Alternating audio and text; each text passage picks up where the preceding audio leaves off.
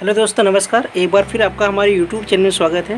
दोस्तों, आज हम प्रेजेंट कंटिन्यूअस टेंस के बारे में पढ़ेंगे और मैं प्रेजेंट इंडेफिनिट टेंस का वीडियो आपको दे चुका हूं। तो जिन दोस्तों ने अभी तक देखा नहीं है, प्लीज़ जाकर के हमारे वीडियो प्लेलिस्ट में और प्रेजेंट इंडेफिनिट टेंस के वीडियो को देख सकते हैं, जो आपके लिए बहुत फ्रूटफुल है स्पीकिंग के पॉइंट ऑफ व्यू से और एग्जामिनेशन के पॉइंट ऑफ व्यू से। तो चलिए वीडियो को शुरू करते हैं। What is the present continuous tense, क्या स्ट्रक्चर है, कैसे ट्रांसलेशन को बनाएंगे, सब बताया उसमें, सब बताया गया। तो चलिए देखते हैं, लेट्स सी।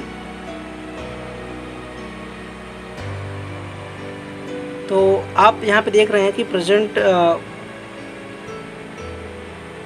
Continuous tense. तो प्रेजेंट कंटिन्यूअस टेंस में हम यहाँ पे देखेंगे कि what is the identification. Identification क्या है, कैसे हम पहचानेंगे कि कोई भी सेंटेंस प्रेजेंट कंटिन्यूअस टेंस का है। तो first of all we will see what is the identification.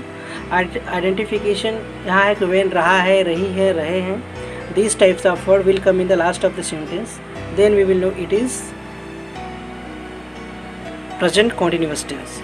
तो यहाँ पे बताया जा रहा है कि when रहा है, रही है, रहे हैं, this type of word will come in the last of the sentence, then we will know it is present continuous tense। तो यहाँ पे आपको मालूम होना चाहिए कि प्रेजेंट कंटिन्यूअस टेंस में जो पहचानने की बात हो रही है वो यहाँ पे रहा है, रही है, रहे हैं। ओके, तो हमें यहाँ पे ध्यान देना है, अगर किसी भी वाक्य में अगर वाक्य के अंत में रहा है, रही है, रहे हैं इत्यादि शब्द मिलते हैं, उसको हम प्रेजेंट कंटिन्यूअस टेंस के अंतर्गत समझते हैं। ओके, तो चलिए देखते हैं कि कैसे आप पहचानोगे कि यह वाक्य प्रेजेंट कंटिन्यूअस टेंस का है। जैसे यहाँ पे मैंने एग्जांपल लिया हुआ है कि मैं अंग्रेज़ी बोल रहा हूँ। तो यहाँ पे देखिए इस वाक्य के अंत में रहा हूँ आया है। ओके, तो रहा हूँ, तो ये इंडिकेट कर रहा है कि यह प्रेजेंट कंटिन्यूअस टेंस का है। Okay, it is going to indicate that कि this sentence is going to belongs to present continuous tense. ठीक है, इस आधार पे आप पहचान सकते हो। ओके, तो चलिए हम अब देखते हैं कि what is the structure of present continuous tense. इसका स्ट्रक्चर क्या है, कैसे हम सेंटेंस को बनाएंगे। ओके, तो यहाँ पे देखिए कि what is the structure of present continuous tense in affirmative. Affirmative में देखेंगे स्ट्रक्चर क्या है। स्ट्रक्चर में सबसे पहले कर्ता सब्जेक्ट प्लस ईजेएमआर प्लस क्रिया का first form plus ING plus object plus E T C. Okay, which is very important for you, आपके लिए बहुत इंपॉर्टेंट है। Subject plus is am are plus V one, मतलब क्रिया का पहले रूप में प्लस आईएनजी है, और ऑब्जेक्ट प्लस ईटीसी। ओके, तो यहाँ पे इम्पॉर्टेंट है कि इज एम आर, जो कि which is the helping verb of the present continuous tense. Present continuous tense की जो सहायक क्रिया है इज एम आर है। तो इज एम आर का प्रयोग हम कहाँ पे करेंगे, किसके साथ इज का प्रयोग होगा, किसके साथ एम का प्रयोग होगा, किसके साथ आर का प्रयोग होगा। तो ये हमारे लिए बहुत आवश्यक है। तो चलिए पहले इसको समझते हैं। तो हमने इसके लिए रूल लिया हुआ है, rule number first. Rule number first में बताया गया है कि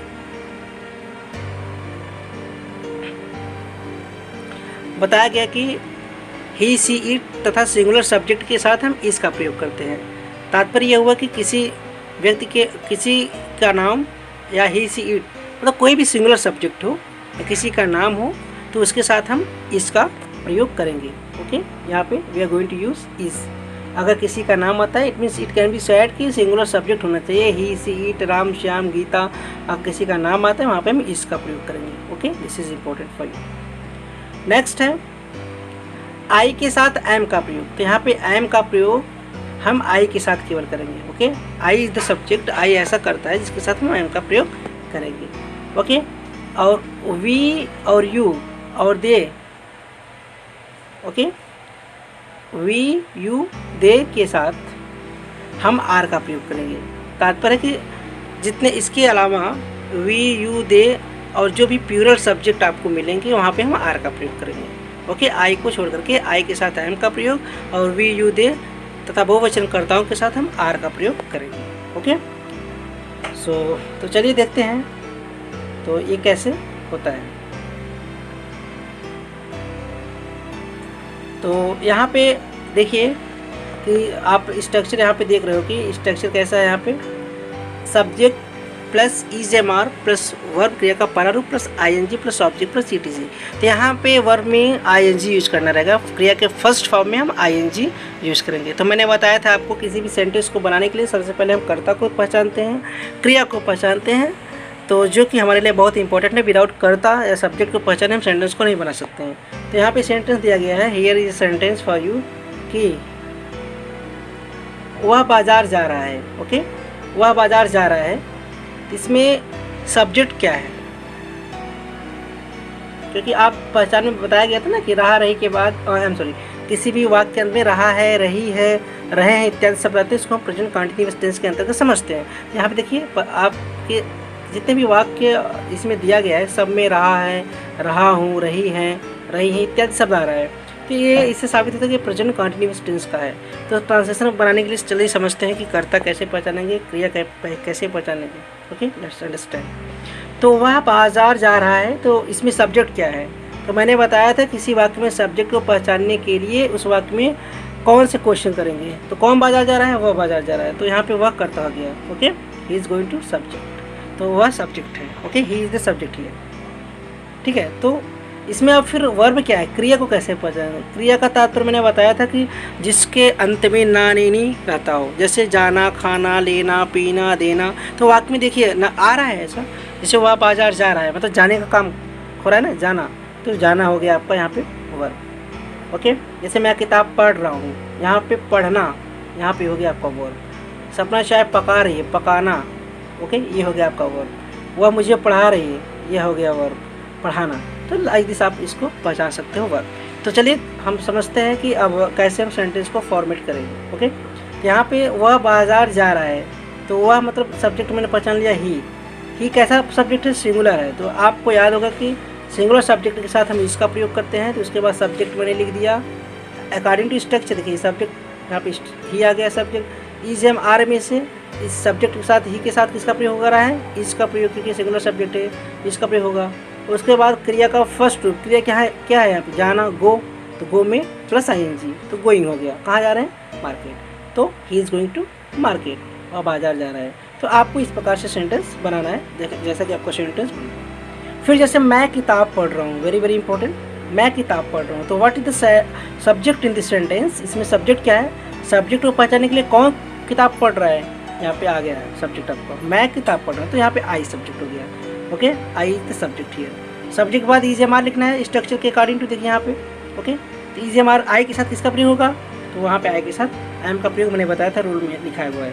ठीक है, आई के साथ एम, तो यहाँ पे मैंने एम लिख लिया।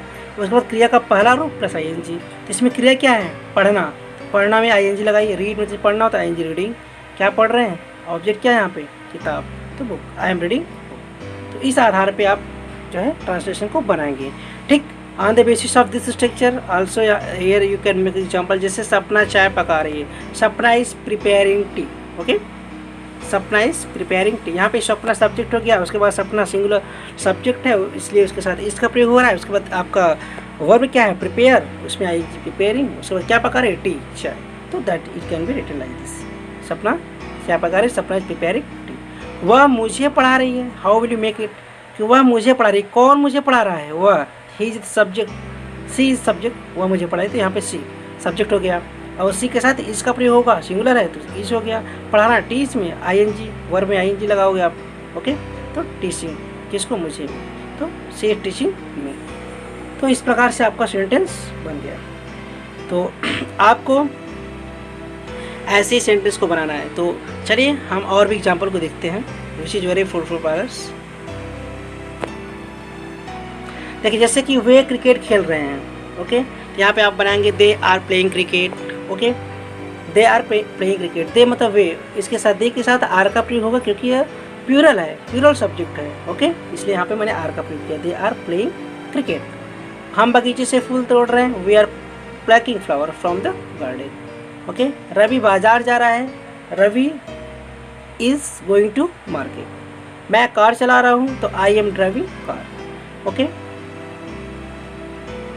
मैं बाजार से किताब खरीद रहा हूँ, तो I am buying book from the market. तो आप देख रहे हैं कि इज एम आर का प्रयोग जो है यहाँ पे, इज एम आर मतलब आपकी हेल्पिंग में सहायक क्रिया, उसका कैसे यहाँ पे प्रयोग हो रहा है कि सब्जेक्ट के ऊपर डिपेंड करता है कि आपका सब्जेक्ट सिंगुलर है या तो प्लूरल है या तो आई के साथ एम का प्रयोग हो रहा है। ठीक है, तो अगर ही सी इट तथा किसी का नाम आता है उसके साथ इसका प्रयोग करेंगे और क्रिया में आईएनजी का प्रयोग करेंगे, और आई के साथ एम का प्रयोग और यू वी दे तथा प्लूरल सब्जेक्ट बहुवचनकर्ताओं के साथ हम आर का प्रयोग करेंगे। ओके, आपको ध्यान देना पड़ेगा। तो चलिए आगे बढ़ते हैं। इसके बाद आपका नेगेटिव सेंटेंस आता है विच is very important for you. तो चलिए नेगेटिव सेंटेंस समझते हैं। What is the structure. Structure क्या है यहाँ पे? स्ट्रक्चर में कुछ नहीं है, केवल आपको इज एम आर के बाद नॉट का प्रयोग करना है, विच is very simple for you. चलिए जल्दी से इसको देखते हैं। स्ट्रक्चर है सब्जेक्ट, जैसे आप पहले उसमें लिख रहे थे सब्जेक्ट, तो सब्जेक्ट सेम है आपका। ओके, सब्जेक्ट उसके बाद इज एम आर, बस यहाँ पे इज एम आर के बाद नॉट का प्रयोग हो रहा है। ओके, प्लस क्रिया का पहला रूप plus ING plus object plus ETC etcetera जो भी आपको बचता है। तो यहाँ पे चलिए सेंटेंस को देखते हैं कैसे जो है हम बनाएंगे। तो नोट में यहाँ दिया गया helping verb is am are के बाद हम नॉट का प्रयोग करते हैं। तो आपको ध्यान देना है कि नेगेटिव सेंटेंस में इज एम आर के बाद हम नॉट का प्रयोग करेंगे, विच is very simple for you. Okay, चलिए हम क्रिकेट नहीं खेल रहे हैं, ये सेंटेंस फॉर यू। नेगेटिव का सेंटेंस है कि हम क्रिकेट नहीं खेल रहे हैं, तो वी बनाएंगे ना कि हम क्रिकेट नहीं खेल रहे हैं। What is the subject in this? Subject we हो गया, हम कौन नहीं खेल रहा है, हम नहीं खेल रहे हैं, तो वी। उसके बाद सहायक क्रिया उसके साथ आर लगेगा, प्लूरल है इस वजह से आर। आर के बाद क्योंकि यहाँ पे नॉट नहीं है इसलिए यहाँ पे देखिए इज एम आर के बाद नॉट का प्रयोग होगा। ओके, तो इस आधार पे हम नॉट का प्रयोग यहाँ पे कर लिया, तो वी आर नॉट। उसके बाद क्रिया का फर्स्ट रूप प्लस आईएनजी, तो प्ले में आईएनजी प्लेइंग क्या क्रिकेट, तो we are not playing cricket, हम क्रिकेट नहीं खेल रहे हैं। ओके, बन गया आराम से। चलिए नेक्स्ट देखते हैं। एग्जाम्पल है मैं स्कूल नहीं जा रहा हूँ। Okay, I am not going to school, I am not going to school. यहाँ पे आई एम के बाद नॉट का प्रयोग हुआ है, जैसा कि हम नेगेटिव सेंटेंस में मैंने बताया कि इज एम आर जो आपकी सहायक क्रिया है उसके बाद नॉट का प्रयोग नेगेटिव में होता है। तो वेरी वेरी सिंपल। वह मुझे नहीं बुला रही है, she is not calling me. हम क्रिकेट नहीं खेल रहे हैं, we are not playing cricket. Ravi किताब नहीं पढ़ रहा है, Ravi is not reading. Okay, तो you can make like this example. तो आप इज़ एम आर जो आपकी हेल्पिंग वर्ब है इसके बाद नॉट का प्रयोग करेंगे तो नेगेटिव सेंटेंस में आपका हो जाएगा। ठीक है, तो चलिए इसके बाद हम नेक्स्ट देखते हैं जो कि आपका इंट्रागेटिव है, विच is very important for your speaking point of view. चलिए देखते हैं। इंट्रागेटिव सेंटेंस का तात्पर्य होता है प्रश्नवाचक वाक्य जिससे क्वेश्चन पूछा जाता है। एज मतलब यहाँ पे जैसे आप बोलते हैं ना, क्या मैं अंग्रेजी सीख रहा हूँ, क्या तुम बाजार जा रहे हो, लाइक दिस सेंटेंस। तो इसमें what is the structure. Structure क्या है, फर्स्ट वी विल सी। तो स्ट्रक्चर में देखेंगे यहाँ पे इज एम आर का प्रयोग पहले होता है, is am are plus subject plus क्रिया का first form plus ING plus object plus ETC etcetera. तो यहाँ पे देखेंगे कि आपको इज एम आर का प्रयोग पहले करना है, वो भी सब्जेक्ट के अकॉर्डिंग टू, जैसा आपका सब्जेक्ट रहेगा उसी आधार पे हम पहले जो है इज एम आर का प्रयोग करेंगे, आपका हेल्पिंग वर्ब का प्रयोग करेंगे। उसके बाद आपका क्रिया का पहला रूप plus ING plus object plus E T C. तो यहाँ पे सेंटेंस को बनाते हैं which is very easy that you can make it. जैसे क्या मैं अंग्रेजी सीख रहा हूँ। ओके, यहाँ पे होना चाहिए, there is miss written here, क्या मैं अंग्रेजी सीख रहा हूँ। ओके, तो यहाँ पे देखिए क्या मैं अंग्रेजी सीख रहा हूँ, तो यहाँ पे मैं सब्जेक्ट है, तो सब्जेक्ट के अकॉर्डिंग टू हम अपना पहले इज एम आर में से जो हमारे हेल्पिंग वर्ब है उसको रखेंगे। तो सब्जेक्ट मैं हूँ, तो मैं के साथ आई के मतलब मैं मतलब आई के साथ क्या प्रयोग होता है आपका हेल्पिंग वर्ब एम, तो इसलिए एम को मैंने पहले ले लिया एम।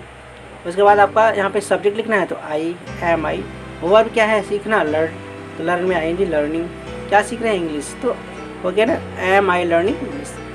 ओके, क्या मैं अंग्रेजी सीख रहा हूँ। तो सबसे पहले इज एम आर जो कि हेल्पिंग वर्ब है प्लस सब्जेक्ट प्लस क्रिया का first form plus ING plus object plus E T C.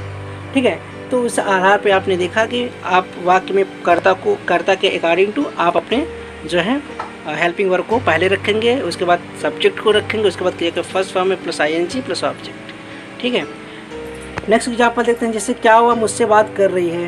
Okay, तो क्या हुआ मुझसे बात कर रही है, तो यहाँ पे सी यहाँ पे आपका कर्ता है वह, उसका तो उसके साथ जो सहायक क्रिया यूज होगा इज होगा, इसको मैंने पहले रखा। उसके बाद यहाँ पे सब्जेक्ट को लिखा सी, उसके बाद आपका वर्ब इसमें क्या है, बात करना, टॉक प्लस आईएनजी है, तो आईएनजी टॉकिंग टू मी, तो इसी टॉकिंग टू मी हो गया।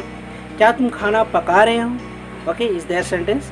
तो क्या तुम खाना पका रहे हो, इसमें सब्जेक्ट क्या है, तुम, तो इसके अनुसार आप सहायक क्रिया लिखोगे आर, यहाँ पे ए आर होना चाहिए, A R E, I am sorry mistake हो गया थोड़ा लिखने में। तो यहाँ पे आप लिखोगे आर यू। ओके, तो यहाँ पे आर यू, इसके बाद पकाना मतलब प्रिपेयर में आई एन जी, प्रिपेयरिंग मील, तो आर यू प्रिपेयरिंग मील और फूड, कुछ भी बोल सकते हो। ठीक है, तो आर यू प्रिपेयरिंग मील। चलिए नेक्स्ट सेंटेंस को देखते हैं।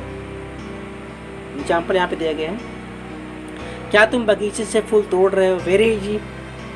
ओके, क्या तुम बगीचे से फूल तोड़ रहे हो, तो इसमें सब्जेक्ट क्या है, तुम, तो उसके अनुसार आपकी जो हेल्पिंग वर्ब पहले आएगी, तो आर आ गया, आर यू। इसके बाद आपका वर्ब क्या है, प्लक में I N G, plucking. Okay, क्या तोड़ रहे हो, फ्लावर, कहाँ से, गार्डन से, तो are you plucking flower from the garden, that you can make like this. Okay, क्या वह मुझे देख रही है, इज सी सीइंग मी। क्या सपना मेरे लिए चाय पका रही है, इज सपना प्रिपेयरिंग टी फॉर। क्या मैं तुम्हें अंग्रेजी पढ़ा रहा हूँ, am I teaching English to you. तो आप देख रहे हैं कितना ईजी है, आपको केवल ध्यान देना है कि आप सब्जेक्ट जो है, सब्जेक्ट अकॉर्डिंग टू आपको अपना हेल्पिंग वर्ब रखना है, और वो जो है आपका हेल्पिंग वर्ब क्या रहेगा। ठीक है, ये ध्यान देना पड़ेगा। ठीक, तो और आप स्ट्रक्चर के अनुसार सेंटेंस को बना सकते हैं। तो चलिए ये हो गया। अब नेक्स्ट बढ़ते हैं, अपना जो क्वेश्चन वर्ड है, क्वेश्चन वर्ड इसके बाद है। इसके पहले हम पढ़ेंगे इंट्रोगेटिव नेगेटिव, मतलब जो इंट्रोगेटिव के साथ अगर नेगेटिव का प्रयोग हो जाए तो फिर कैसे हम बनाएंगे। तो इसमें भी बहुत सिंपल है, स्ट्रक्चर को देखते हैं। Is am are plus subject plus not plus क्या, first form plus I N G plus object. अगर इंट्रोगेटिव में नेगेटिव सेंटेंस आ जाता है तो उसमें केवल सब्जेक्ट के बाद नॉट का प्रयोग करते हैं। ओके, सब्जेक्ट के बाद नॉट का प्रयोग करते हैं। तो लेट्स अंडरस्टैंड द एग्जाम्पल। जैसे क्या सपना स्नान नहीं कर रही है, तो क्या सपना स्नान नहीं कर रही है, तो पहले इसमें देखिए इज, क्योंकि सपना आया तो उसके अनुसार इज लिखेंगे। फॉर इज एम आर में से इज हो गया, सब्जेक्ट क्या है, सपना, सपना, उसके बाद इसी साथ नॉट का प्रयोग करेंगे, यहाँ पे नॉट आएगा, तो इस सपना नॉट। उसके बाद वर्ब क्या है आपका, टेक। ठीक है, यहाँ पे हो गया टेकिंग क्या, स्नान, तो बात, तो इस सपना नॉट टेकिंग बात, क्या सपना स्नान नहीं कर रही है। ओके, ये हो गया। फिर नेक्स्ट है यहाँ पे, क्या तुम कंप्यूटर नहीं चला रहे हो। ओके, यहाँ पे हो गया are you. Okay, are you, उसके बाद यू के बाद ही नॉट का प्रयोग करेंगे, क्योंकि सब्जेक्ट के बाद नॉट का प्रयोग। आर यू नॉट क्या, ऑपरेटिंग कंप्यूटर, तो बन गया, तो are you not operating computer. यहाँ पे ध्यान देना है कि इंट्रोगेटिव नेगेटिव में केवल सब्जेक्ट के बाद आपको नॉट का प्रयोग करना है, विच is very simple that you can make it. Okay, क्योंकि बहुत सिंपल आप बना सकते हो। तो चलिए क्वेश्चन वर्ड को देखते हैं, विच इज़ वेरी इंपॉर्टेंट, जो कि बहुत इंपॉर्टेंट है। इसका प्रयोग स्पीकिंग के पॉइंट ऑफ व्यू से बहुत होता है, क्योंकि हम बोलते रहते हैं ऐसे सेंटेंस अपने दैनिक जीवन में। तो चलिए देखते हैं यहाँ पे स्ट्रक्चर क्या है। यहाँ पे what is the structure. Structure में सबसे पहले Q W plus is am are plus subject plus not plus क्रिया का first form plus I N G plus object. यहाँ पे स्ट्रक्चर रहा आपका, पहले इस स्ट्रक्चर में क्यू डब्ल्यू लिखेंगे, उसके बाद इज एम आर का प्रयोग करेंगे, वो भी सब्जेक्ट के अनुसार जैसा आपका सब्जेक्ट रहेगा। उसके बाद सब्जेक्ट प्लस नॉट प्लस क्रिया का पहला रूप plus I N G plus object plus E T C. तो चलिए यहाँ पे सेंटेंस को बनाते हैं कि how we can make a sentence on this basis of this structure. Okay, यहाँ पे क्वेश्चन वर्ड मतलब कब कहाँ कैसे वाक्य भी इसमें आते हैं, उसको हम क्वेश्चन वर्ड बोलते हैं। ठीक है, उसकी जो उसका मीनिंग होता है उसको हम पहले लिखते हैं। तो यहाँ पे देखिए, तुम क्यों मुझे पीट रहे हो। ओके, तुम क्यों मुझे पीट रहे हो, इसमें पहले पहचानेंगे कि what is the question word. Question word क्या है, क्यों, तो इसको हम पहले लिखेंगे on the basis of the structure Q W. यहाँ पे मैंने लिख लिया वाई, वाई मीन्स क्यों। उसके बाद इज एम आर जो आपकी सहायक क्रिया है, तो हम उसको सहायक क्रिया को लिखेंगे। तो सहायक क्रिया कैसे लिखेंगे, ये डिपेंड करता है सब्जेक्ट हमारा क्या है। तो पहले हम जान लेंगे हमारा सब्जेक्ट क्या है। तुम है, इसके साथ आर का प्रयोग होता है, इसलिए मैंने यहाँ पे आर ले लिया। ओके, इसलिए मैंने यहाँ पे आर ले लिया, तो वाई आर।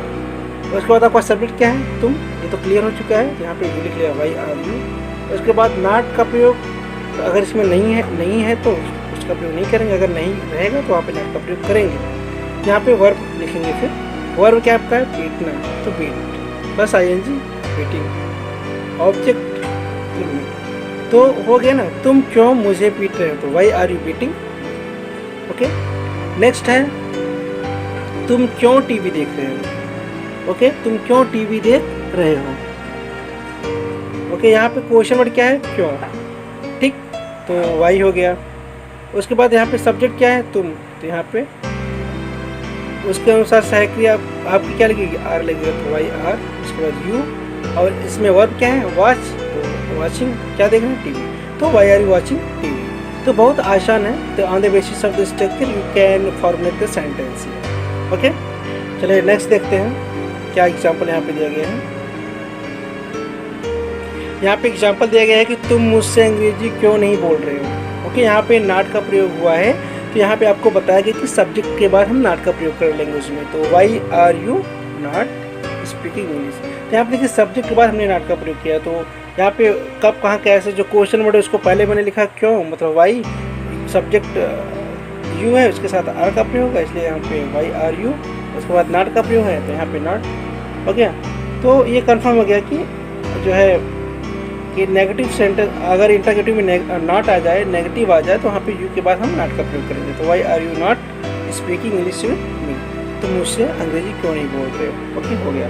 सपना संस्कृत कहाँ पढ़ा रही है, तो on the basis of structure बना सकते हो, where is Sapna teaching Sanskrit. ओके, तुम क्यों नहीं मुस्कुरा रहे हो। Okay, why are you not smiling, why are you not smiling. यहाँ पे क्वेश्चन वर्ड को पहले ले लिया, ये वाई, उसके बाद उससे आपका जो सब्जेक्ट क्या है, यहाँ पे सब्जेक्ट के अनुसार आपको हेल्पिंग वर्ब चूज करना है। आर सब्जेक्ट हो गया, उसके बाद नॉट है, नॉट का प्रयोग, उसके बाद आपका वर्ब है, तो वर्ब में आईएनजी हो गया। Why are you not smiling. उसके आधार पे है तुम स्कूल क्यों नहीं जा रहे हो। ओके, तुम स्कूल क्यों नहीं जा रहे हो, यहाँ पे क्यों मतलब वाई, उसके बाद आपका जो सब्जेक्ट है उसके अनुसार आपकी सहक्रिया लगेगी, यहाँ पे आर लगा यू के अनुसार, तो वाई आर यू, उसके बाद नहीं है, नहीं का प्रयोग, नॉट गोइंग टू स्कूल, तो why are you not going to school. तो देखिए कितना इजी है, आपको केवल स्ट्रक्चर फॉलो करना है, तो आप सेंटेंस को आसानी से बना लोगे। ओके, तो आपके लिए बहुत इंपॉर्टेंट है स्ट्रक्चर। आप सेंटेंस को बनाइए अधिकतर और इसको प्रैक्टिस करिए, आपके लिए बहुत ही फ्रूटफुल होगा, क्योंकि इसमें स्ट्रक्चर बहुत इंपॉर्टेंट है। तो स्ट्रक्चर के आधार पे आप सेंटेंस को बना सकते हैं। हमें उम्मीद है कि I hope that you have understood each and every doubt has been clear I think. तो यहाँ पे आपके सब डाउट क्लियर हो गए होंगे, बट आप अगर कोई कन्फ्यूजन होता है, if you getting any types of confusion, you can comment and you can come in my inbox and you can comment me what is the problem with you, you can share with me, I will resolve that problem, okay, at any rate। तो ठीक है, तो चलिए देखते हैं हमारा next video कब आता है आपके लिए, which is very important for you. तो thank you for watching my video, और हम नेक्स्ट वीडियो में आपको जो है फिर जल्दी मिलेंगे, जो कि हमारा प्रेजेंट परफेक्ट टेंस रहेगा।